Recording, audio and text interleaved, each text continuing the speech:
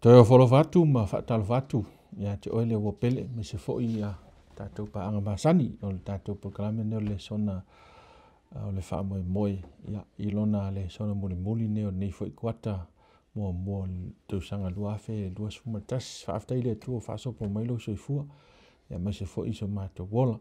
tatou te toi fta pa ye me fa so pe la fionga le tua ya lo tatou tala no ina produso ISAIA mai fa moi le wo o mai le fai unga ne tatou so enga tu so ISAIA ia wa vala mai ia atau tau le pe o le fo upo la tu ia po o fo lolo ia po o mtua le fo ia lo si le fia o le finangalo le tua e ala mai ina no au na o le perfecto ISAIA pe tatou tanoina nei vai ile nei kwata mo tu sanga dua fe dos mantas sofa manu malo isu ke resort fa pe tu Italia mal fifi na mai oi so stasio le fa to a ver ma pa ango tato por kalame ma unwa i mai moina nei por kalama ya ut fa fe la tu matalia mal fifi na mai oi o te fa fe le fo ia ona le tua fa aftai nga pa tia nenga luenga nei fo is fu tolva yes ne le fa mai nei ine so ya fa aftai fa malo dua sunga fa fe ngai ngam tanga ma soi me se fo i de sunga ya Chris mana ya molo dua sauta wa vi ia le tua ya se tatu sa ili le tua pe no tatu masani ya mola na fa unga malan fa mianga le na upu fa aftai ta mai lo fionga tu so ISAIA na matu mai mo ia ma so ina ile nei kwata ia le o matu mai le fa wina la matu fa soa matu so enga fa aftai tele le sona ss vi ia la wa fio ile matu va ia le mamana nga luenga ala wa fio mo au ina ua e fatuina ia le fo i perfecta i fenga nga tuai ia e tau moli ma a mai le tua le fe auta ua le nei o la faultanga le nei o mai le matu taimi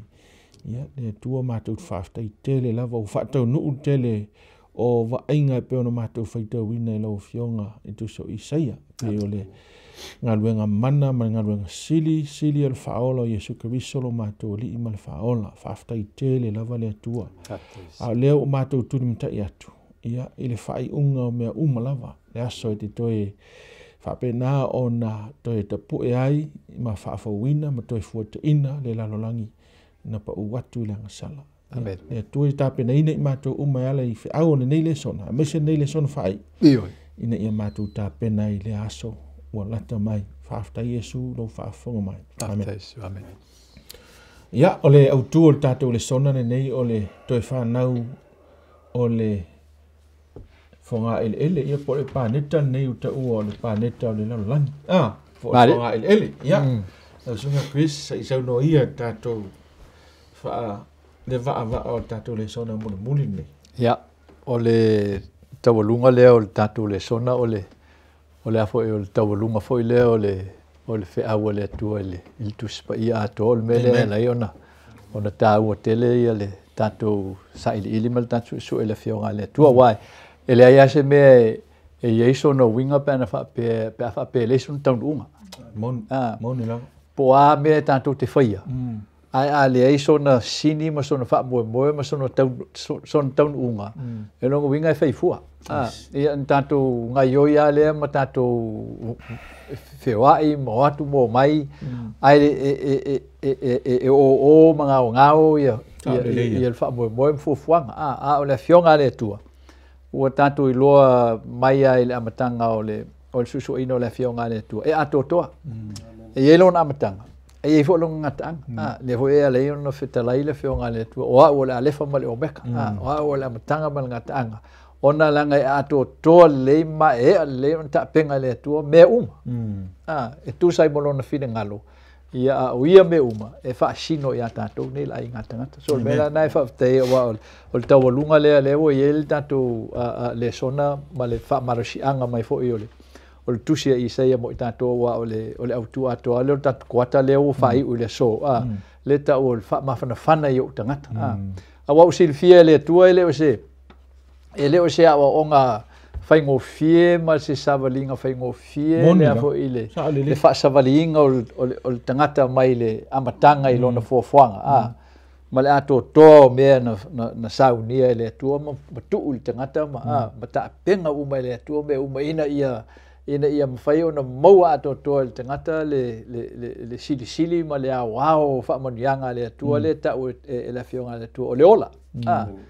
io so mai na ta penga ato na le tua sa ta penga mai tato e o mai a i lona fai unga o saunia le tua me uma mo tato so le o le afo o tau lunga la le o tato tilo ne ia e afo e ta o te le mo tato o wai ana fa pe tato te tu mau pe il tu langa le o tato ia nei ia o tal tonu e afo e tele o tato masalo e mali liu ele ono fa mai ele ono o se tu langa fa umti nei tato o le tūlanga fo ile o le lea o se wha moe moe ma o eva fo ile ile tamu whai e tū mau pe le ola ai le o le se maa losi e ola i pe ono le tino lo tato iei so o tato wha marusianga leo o mai le kuata a tōne ne i wha mawhanwhana i le atua on tangata ono o si le fia i le atua ana le ai i alan tapengpenganga e le mawhai on tū mau tato i le sabalinga mamao ma le umi mai fai asi umi ia o fiorolo aso ne tato nei o tato ola po fit sulta sanga van sulta sanga i sulu a umi se lauta sanga a umi tele po o se lau se fulu nisi ia o le to e nisi tala to ai ana umi tele e matua e va tato le ele tinga ino so fuanga le tato te ai so ole loftu no le tua le fa ali me tato ilona fa ali me tato nei me o se manuia e totel tato ele o manatu ia o feo ai le soifuanga ma le Lalolagi i ona pone ua folinga mai ua mai i manatu ma winga ma soifuanga o le Lalolagi le finagalo le atua pe o faatutua naʻi ia mea tau i le atua ma lona finagalo ma lona malo o le lau faamanatu mai ia le tatou Lesona o le vaso le la tasuʻesuʻe nei ai e lua vaega o le faafauga le atua o le vaega muamua o le mautinoa lea o le o le faaumatiaina e le atua o le agasala o le mautinoa lea o le faaumatiaina ma le faagataina e le atua o gai o iga uma me uma e aafia i le agasala ma le lua e faatino e le atua lana folofolaga e na te whaaola ina le tangata e tusa ai malana fuafuanga o e lo lato ana ma foi ma usustai lo na finingalo ia manau nau ina ia lato mauale le malmanga fa tau le finingalo le atua so le la me tato mutua nai le ISAIA ono lima fa usuma fitu awa fa utamai o upu mautinoa upu mautu ele ni upu fo ie fa le mautinoa o afionga ia le tua wa fa uta mai o te faia le langi fou ma le Lalolagi fou e le toe mana tua mea na mua e le arua e foi i le loto so le ngai o inga le tua e mai e vaenga e lua e afo e mautinoa e matua fa mamaina le tua le afo i le agasala mai lona malo ai matua fa tu ma wina fo i le tua me umala le na te fai le na ta ua le fo i le upuna e fa ngai le tua i le ISAIA le ono fo mua ngai e mai le upo le tua me o lo fa pe on feta lai mai o Jehova o le langi o lo uno fo le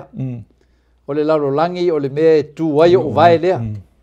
o fa mai le si le tua o i fe le fale to te fai mo o i fe fo i le mea o te ma lolo ai ia fa mai fo upo lua na fai ia me uma e o lima sa ia lava ia me uma o feta lai mai e Jehova o le neil tangata o te vai ai o e u fa maulalo ma le loto tinga o le wanga tete foi i la upu so le o mere o levana na fo na fa so mai le tua fa lo mai le tua ia na fionga i lo na lofa tu no o upu le na le tu ia lo ma mautinoa e me uma nei fa ia o ia to tasi na fa ia me moni ele o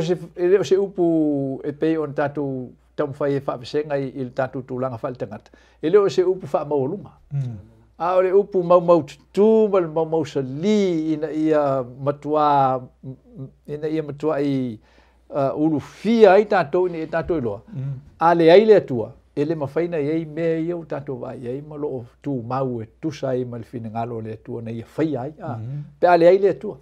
So, po le anawa le mawae ma le sisi le ese, po le matango fie, po le mamao, po le matau tio mea e whai e le atua. A whai o se mea na whai e le atua. E ma whai e le atua ona wha uma lona au ngā, wha ngata lona ola,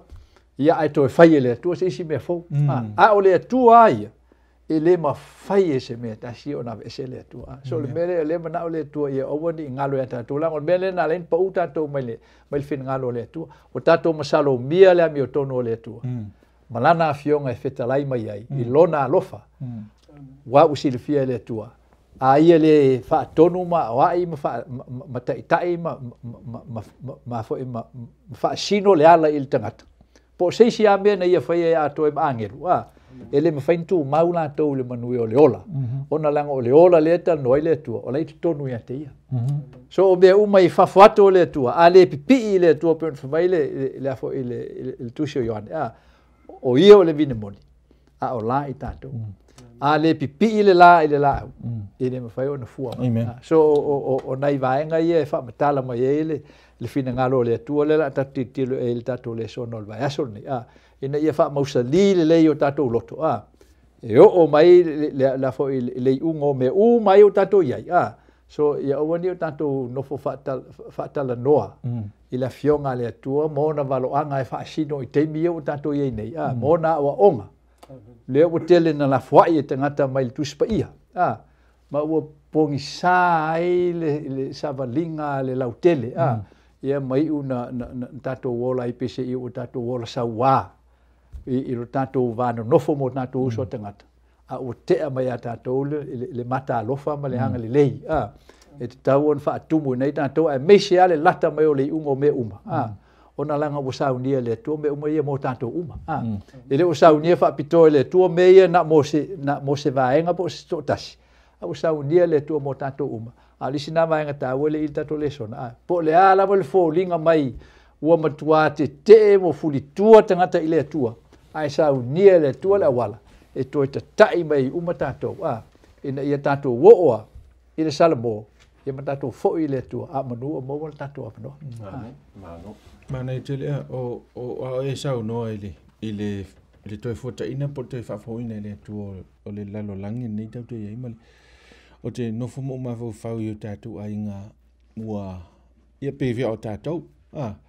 Fo i lea ua tu ua a inga sa hola mai ai. Ia e sa ili manuia i isi nofuanga. Ia pe o to telo tātou lo whaafonga mai Australia, New Zealand, Amerika. Po fia laval vaenga o Lalolagi o lo e whaafonga mai ai. Ai o oi o le Samoa. Tātou uma ai ili langona lea tātou te fia sa ili manuia. I se nofuanga e le toi mo ile oi le oi Samoa. Ia oi i tātou ainga. Wan mafuanga na len tātou o isi atunu. Ai o lea ua whaata mai al tuspa ia le nofuanga ma le toi Fuataina le atua o le oi lea. Wa le kau ke oi po lea le alefa me le Lesona. E to te lea na tau na soifua le ta i afe tau sanga. Po le sit pena e sao noa o vatu ma se lau ma tupu tau sanga po lu se lau fo. Ai na feoti lava. O lea la tadi ISAIA. Ia pe mana e fulu sao no fa lau tele vanga. O lea le to inga Fuataina le tau tana no ia po le to restoration po lu fa Britania le. Lea le ko inga ko e fa founga le ko mele la ia. E pe on mele ko sa idua o le mea o mokingoa. Po o fea ke alu Lalolagi ke sa ili eile monguia. E kai kusa whawhika auninga i ngam whawhika auninga whea ngai maka koe Samoa. So ai e le o se mea te tau tātou wawa ai po le ale ko inga. Le haka le amel kuspa ia i po le ale ko inga wha moi moi le moa i le. Restoration. Ane mtau pele ona supa le lima. E unusual le. Yes. Ia mea o le ale koe restoi ka koe le tua. Ele ngaka le ngā tura. Ia e maise o tangata atua ma mea ola. Ele masani ai. Ai o le tusi do ISAIA. O i ka ko kelo. Ia la uki kilo bala ufai tau. Ia mala ususu e. So e makua unique ka tusi lea. E whati tau tala lei. Ele kukusa ma ma evangelia fa evangelia fa ngal valo anga fa ka liu tin tanga tau Yesu o lana ngal wenga fa missionary o lona maliu o malo nga al kamalea mai ile liu tin tanga tau Yesu le mo tau pe ono fa pe e ba ya le liu tin tanga tau Yesu valo anga fa tau lon liu tin tanga ta o lana ngal wenga fa missionary o lona maliu o le afe tau sanga ile langi no futu po tanga ta ale o lava ile vaenga muli o po le toe o le vaenga muli lava le ta o le toe vaenga o lan fautanga complete ai lo fautanga mele le la kilo ile kusile e unique kusile o ISAIA le ki foi fatu no le tua ia le nu o le tua ia fa manatu ia tau saminga fa ia fitu a maka mai al paseka ai fai ule le tapeneko ia ole fale aptanga ole o ila le fa ka o le ka saminga muni ya le o nga akoa le o la sanga ia fiku mai la sa tau se ia o inga mau fa kasi le tua mantanga te inga o uma fa fo vina la langi malangi fo ia ile tulanga o le tulanga fa le afoi le absence ole sala the existence ole sala wa completely destroy o ila fa ko secure yal tangata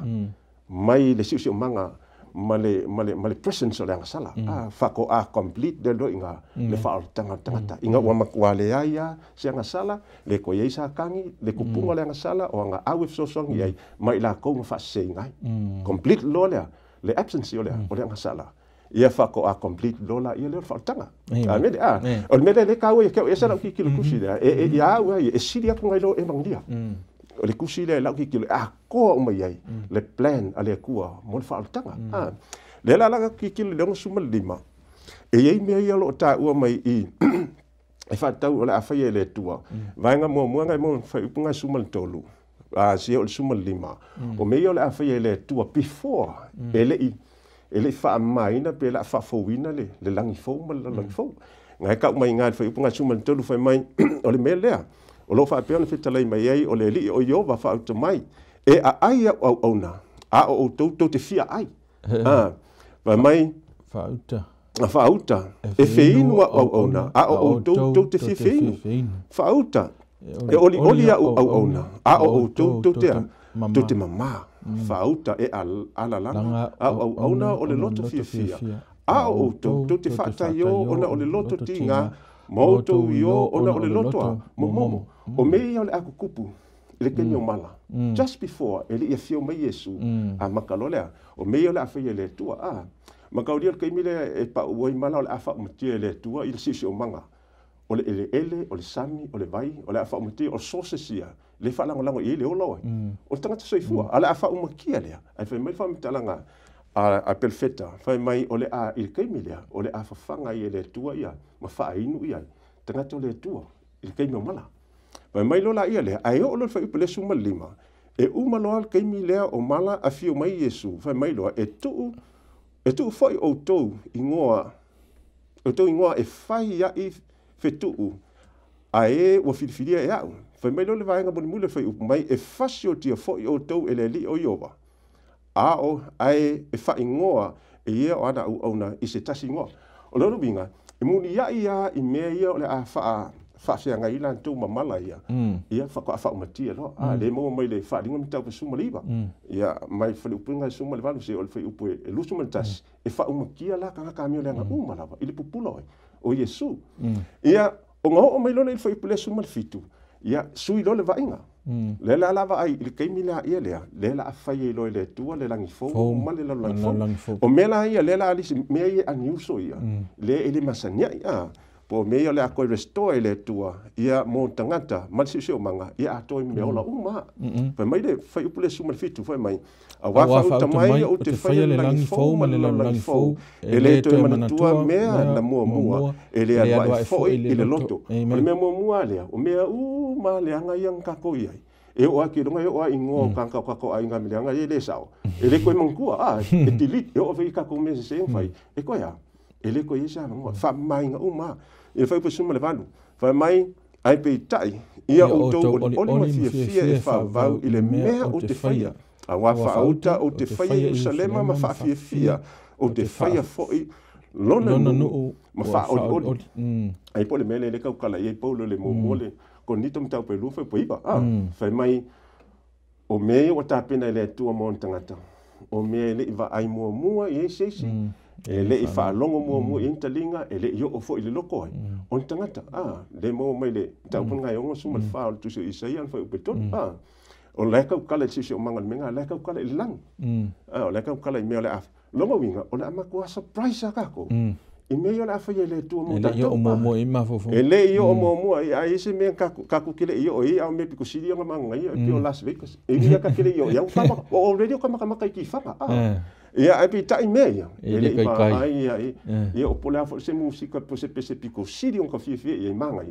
ia o la o mo ka fa longo ai pika i o mea ia le fa longo i tanto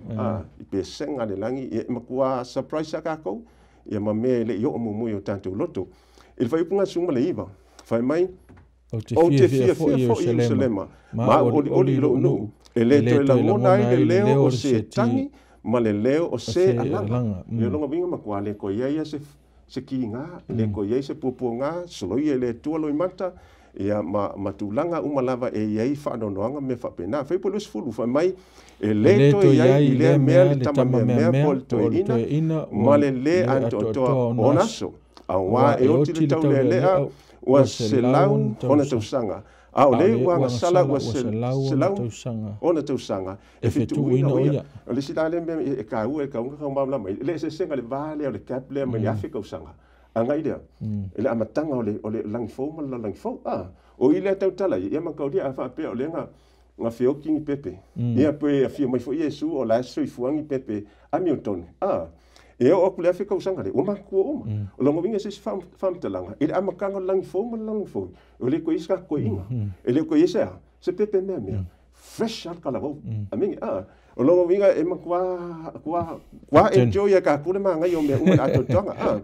ia fe mai lola ia le e fai polusu mantasi la tu te fai fale mala tu mawai la tu te toto vine mala tu ai o la tu fua mai la tu te le fai fale ina ia mawai nisi la tu te le to ina ia ai nisi awa e o aso la au aso la tu no fa mai e uma lava ie o filifilia o mena fai e o la tu lima lono winga makua ia familianga ele pe ke mingi de ka ko ke vai fai fale ia e mawais kangaka ia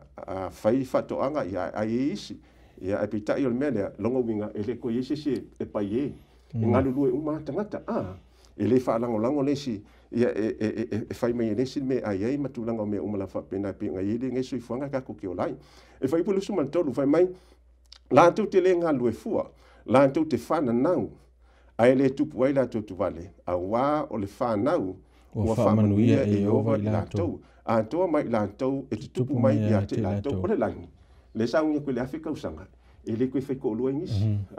longo winga ele eifo in whanga we mawai ai sea lango le kai me sapaki o le whakau unga le walo anga vele le sauri ISAIA nga lima suma le wale whakau kolu mai ele koe mawai lo fia se kuloua ele infisu feu inga le kai me sapaki mafu anga fo inga elenga nga le inka ngi ai whako ako koe whanga ngaua inga o umala whakau sanga maka leo langa fau lea e vai mai lo le wha upu le e lusu ma le wha o le i wala au lava i la tau o te tali atu o te utala mai i la tau o te whaalonga atu lava ai sea wa complete dia absent la le sala la ngal pau ngal me de kali mai de ku o le songa nga uma punkia e le tolang sala o ngal le sala e le ngal kali e le ku ka ka sanga vai pole sunga lima fa mai e ai fa tasi le luko ma le tamai ma moe e aina e au saito e leona e peo le povi a le ngata e fai mana me ai le fuefu la tu te le faia se mea la tu te le fa utia fo se mea i lo umaunga pa ia umalava o feta lai mai ai i ova o mea aniuso lai ia mkua vegetarian no mea o ngata tangata mamani ai ese si le sa kaon o ke ni ka ka fa ka i le lifestyle le langi e ui lava le ka ko ke la langi ia ka ko fa ka i langa o mea ia o le fai le langi e pe o va inga ia o ko fo ka inga ia e aniuso ia ia le la fa le tu le masanga i pe o ka ko i le langi e sa le fa po ma lo fa stai te lo o kwa mangia le fa solia le ta pe onu suma lima le la ta tu I mea le masani ai tātou leo wha ilo me le whionga le atua. I le toi whaafawina le atua me lau sunga koe se i sauno i tau po ionu sumane ono ma tau mon muri fo ina o tātou whaasoa. Ia, o le afo i o le vaenga le tā ua tele mo le tātou tapenganga mo le whaafaunga le atua.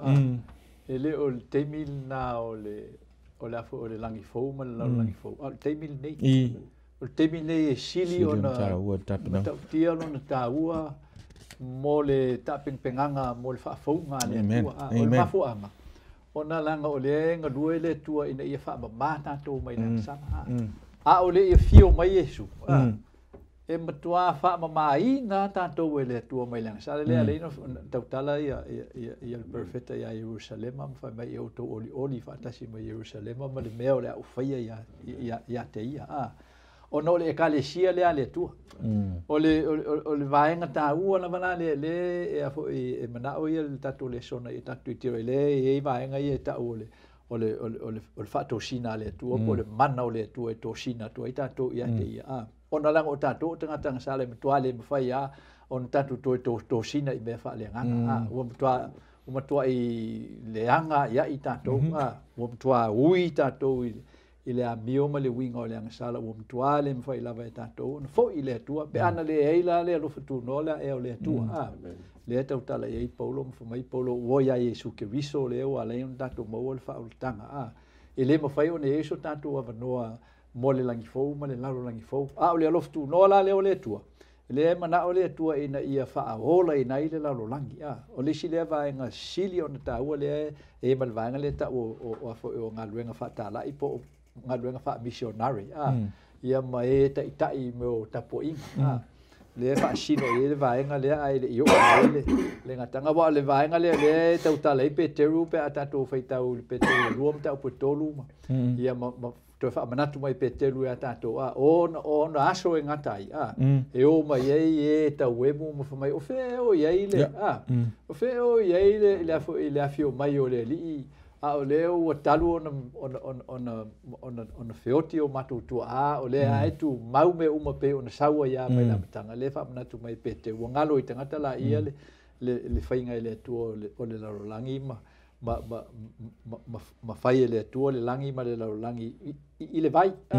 ia ma fa tu ma wele Lalolagi le vai ana le ho into fa mutia i le tua lo winga le fa mai Peteru wa ngalo i tangata o le alofa tu no le tua e alai on tatu mo pe le manuia ai le fi nau pe le nganga o le tua ma lang sala o lang sala o le mea matuia ma se mea matua ino ia i le tua e le e se ava no e tasi o le mea lang sala so ina ia mawhai o na sauwha ngā le tangata i le manuia o le langi fau ma le Lalolagi fau. E le mawhai e le atua ona le tapenga ina le tangata la ea. Le na laila ona liuti tangata le atua ia Jesu Keriso. Mo na whaia i lava le tangata fau. Le wa lai ona tātou maua le nei avanoa ma. So o le wha manga lao tātou le manao le tua e wha tupu ia tātou. E wha tupu le tua le tebil nei. O le wha umanga lao ngā ruenga o le wha ultanga. E wha umai le Lalolagi, i le vainga le Lalolagi, i le ekalesia ma le pupula o le amio o le atua. Mai lana ekalesia. O le pupula na o le atua, le ngarua le atua ina ia wha tumu i tātou. Ina ia o tātou e whewai ma se winga fo le peon whamai le upo al apostolo. O le tangata lea o te fie o le tangata e ngā tete ia upo. Yes. O le tangata o le winga o le tangata e loto mawalalo. E matau ia Iova. E leso o ngā leso o ngā tau tala i lumo o le atua. O le e teimi e tātou te so o ngā tau tatala i. E oa i tātou tau tatala i a fionga a le atua. E tātou te tau tatala ma le nganga wha maulunga. Hoi le PCI. Hoi le o aul neiwa. Wa ausia se tapulaa e mawhai ei ona esel va aia le atua ia uma aia le atua isa apat o se manatu mata tial na o le manatu na o le manatu le angsala o le manatu na e matua le sau i te tonu o le afo o le malo le atua ai ono o le pu o le tātou temi o te fia avea le tātou whaitaunga i o i le afo i le tusi le o afo i o whaalinga ona langa o le fai ungal na o le tatou o le tatou mata upu le fa tau le fa founga o le langi ma le lalolagi le tu o le memo mua e fa umutia le tua ile i lana fa umutianga le tatou te tal noa i o le mai mata upu le afo e lucifu o le ti apolo o le mautinoanga le o le mepi sili le ona mawae o le fa founga le tua o le langi ma le lalolagi o le fa umutia ina le tua o le ti apolo o fia afe nei tau sanga e le yo o ye le fa misinonga mi tonu le tua ono lona lo fatuno ina ia fa lia ai le mata utia o langa sala ma le ino le tua le mene o langa sala awa le fa umteina le ti apolo e le ai se va no se tasi o tato e ma fai ya ona tau lata i to tono le malo le tua mele pidusilina na fo ina na tulia le tua i le lalolagi le tatou te iai le tatou te loo au mau ai nei o le manao le tua ina ia matua tatou toe fo'i ia tatou iloa o le lalolagi le tatou te iai o le lalolagi le tua o le vaenga le o le malo le tua pe on mai isai o le langi o le meu te nofo ai o le lalolagi o le me tua io vai io so o le wingo ia mea o le malo le o le tua le tatou te iai o se maloa e ia antu la fono a me pitu sili le on la foi il tangata o la foi il tangata tu la fono le tu so ile ungo me umai e mana o le tu e tato mautino te mineo tato ola nei ele i fa ali mai e to e fa tu le tu le tanga vai o fa vai o na malo o lan tu la fono le o le kale sia fo ia le tu e pe on ta o le ta po sumo lo sumo fitu fa o e tausi polo inga le tua ma ta fi le mau ia Yesu Kristo o e u fa o le ina le loftu no ma e o to e fota ina le fa vai o le malo le tua langa o le e afo e fa fo le tua le langi ma le langi ina ia to e fa vai nei lo no malo la mio tonu so fa mtianga la o ti apolo e afo e a mata ile le ngaluenga le ai le mfain fa umtiel ti apolo pe a fa ile manu malo le kalesia ale tua ale manu malo le kalesia le tua ile ang sala ale fa maina na to mai le tato nau i me ala langi ma tato ang sala e pe on tato yai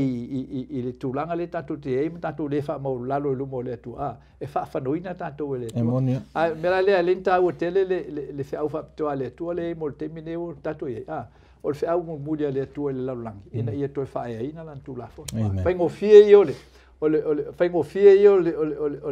ole suenga ole afo ole ana ma le ana le afionga le tu le fa uma ia le ata ato nei o e tausi le il polo inga le tu me ifo le fatanga tol mon fe sa tat fai taula il tapu le lus fulu le e fa mai ia Ioane ifo mai na ulola angeru wa wifo mo me o sausa se tiati apolo alfa por fa mai na u lo fo ino fo ali ma ua lātou ti ai, o tui nātu fo i le whaamisinonga ia te i lātou, na ui loa fo i a nganga o e ua vai e se ino lātou uru ono o le mau ia Yesu, ma le fionga le tua, o e na le ifo i le manu ai, po o lona whatangata, na le talia fo i le whailonga i o lātou mua uru po o lātou lima, o lātou wola fo i, ma ua whai matupu whaatasi mkariso, i tau sanga i afe, whamaile hupu ono, amu ia mona, ua pa ia le ua iai se tofi i le ulua i toitu, ele o fo i le pule le oti fa alua ia te ilatou ai ave ilatou mo fai taulanga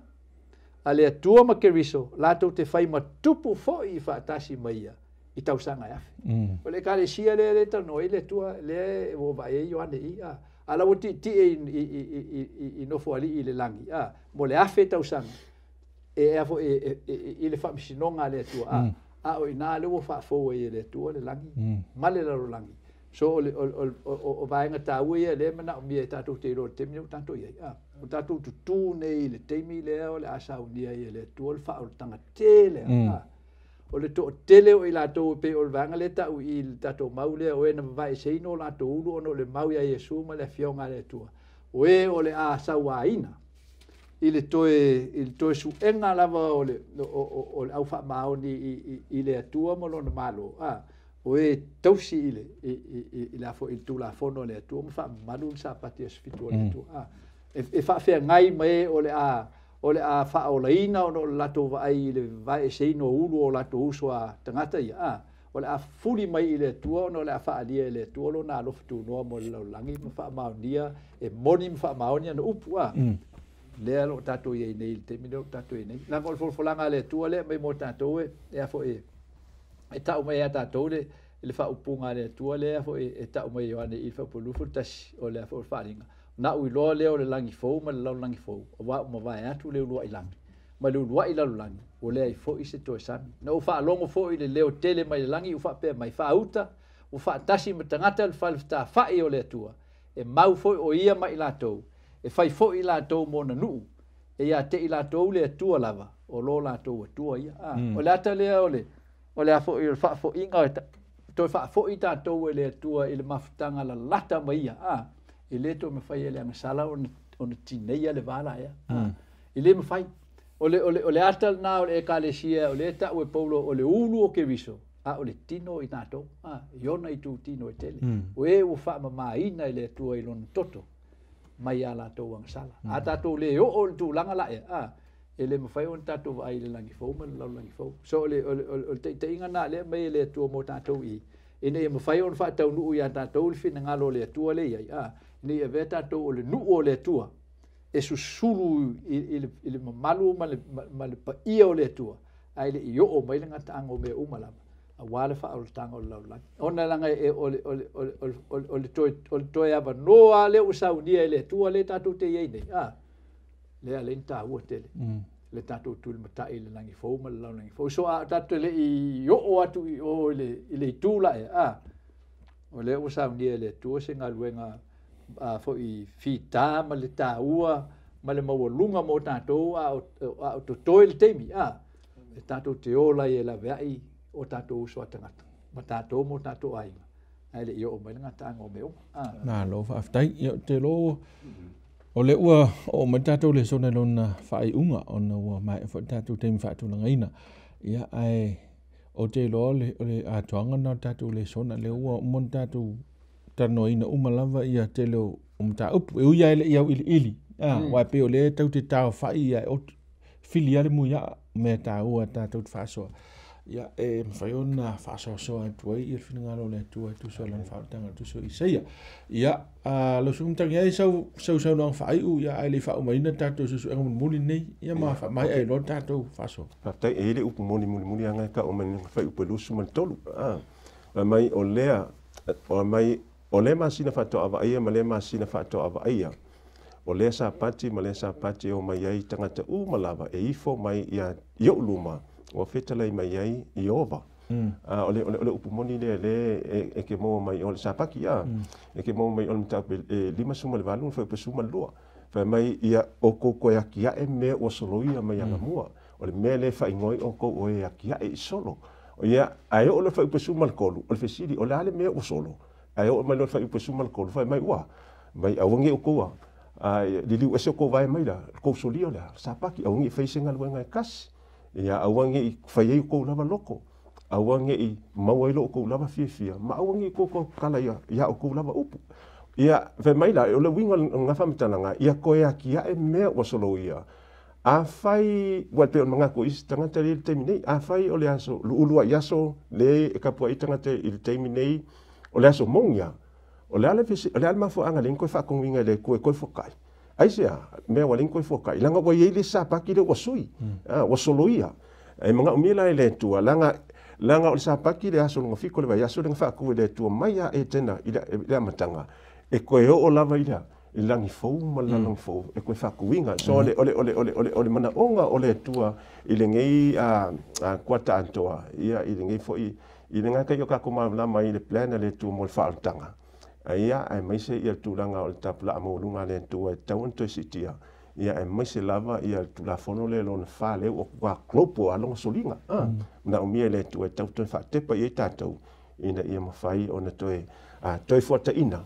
ia e pe on toi Fuataina le tu le langi man langi fo i le lumanai ia famania mai le tu le nei suenga ka tai mo me umalama alo fa aftai ia ole atoanga na tatou le sona fa ai ua ia le tusine ISAIA i me lua o le manuia o i la tau ma fa tu mawino i la tau e